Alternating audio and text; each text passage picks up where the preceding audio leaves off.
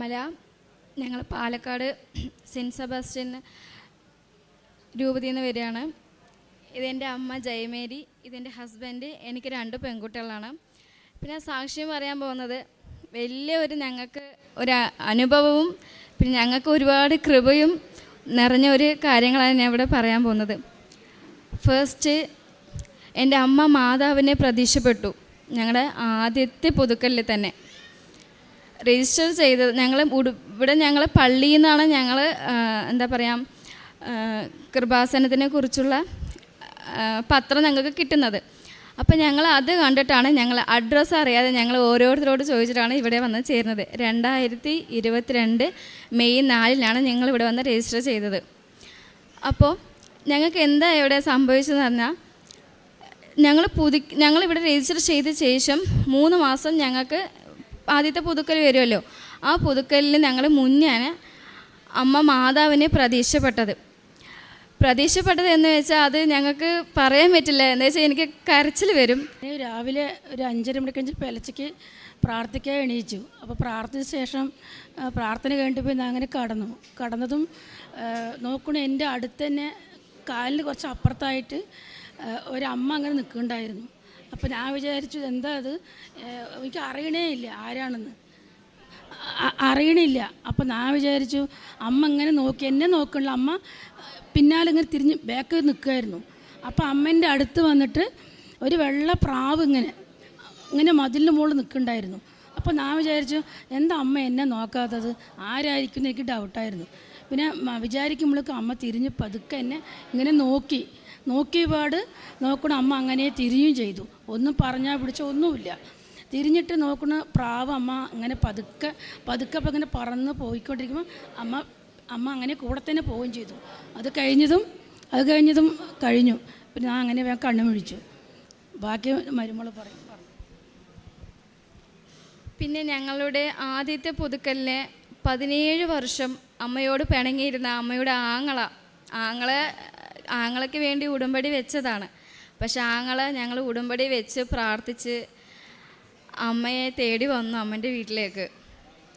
അമ്മയെ 17 വർഷം മിണ്ടാതിരുന്ന ഞങ്ങൾ ഉടമ്പടി വെച്ച് അവർക്ക് വേണ്ടി പ്രാർത്ഥിച്ചു അമ്മയോട് അടുത്തേക്ക് വരണമെന്ന്. പക്ഷെ അവർ അടുത്തേക്ക് വന്നു.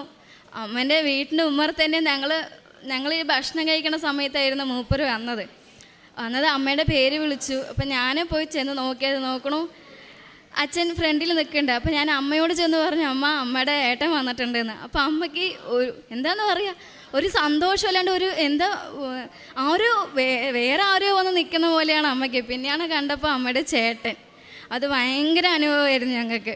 17 വർഷം മിണ്ടാതിരുന്ന പെട്ടെന്ന് വന്ന് മിണ്ടലും കെട്ടിപ്പിടിക്കലൊക്കെ ആയപ്പോൾ അമ്മയ്ക്ക് ഭയങ്കര സന്തോഷം ഉണ്ടായിരുന്നു, എനിക്ക് സന്തോഷം ഉണ്ടായിരുന്നു.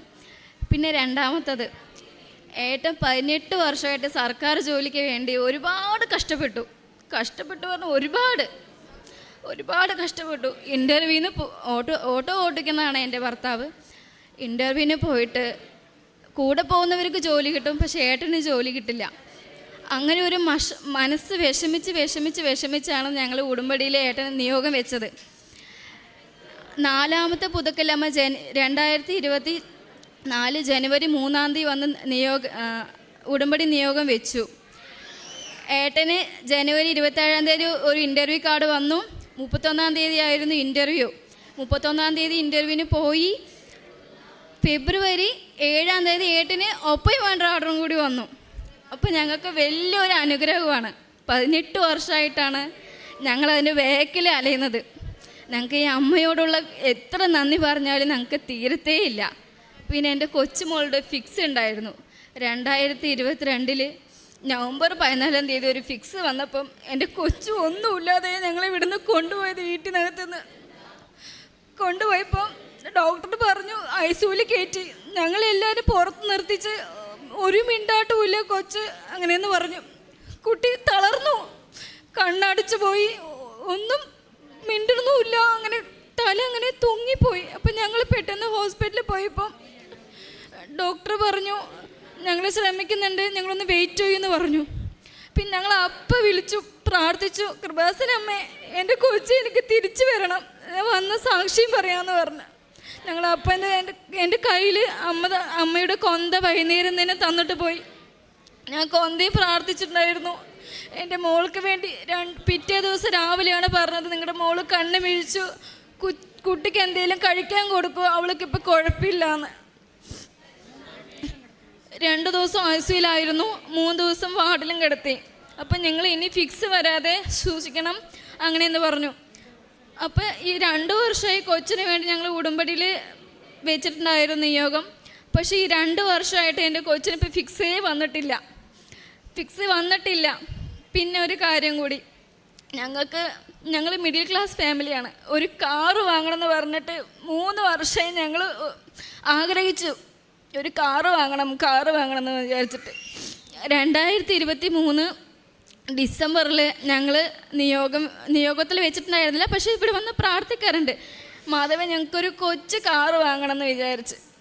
അപ്പോൾ ഡിസംബറിൽ തന്നെ മാധവൻ ഞങ്ങൾക്കൊരു കാറ് വാങ്ങാനുള്ള അനുഗ്രഹം തന്നു. അപ്പോൾ ഇതാണ് ഞങ്ങൾക്ക് ഇവിടെ പറയാനുള്ള സാക്ഷ്യം. പിന്നെ വീടിൻ്റെ കാര്യം,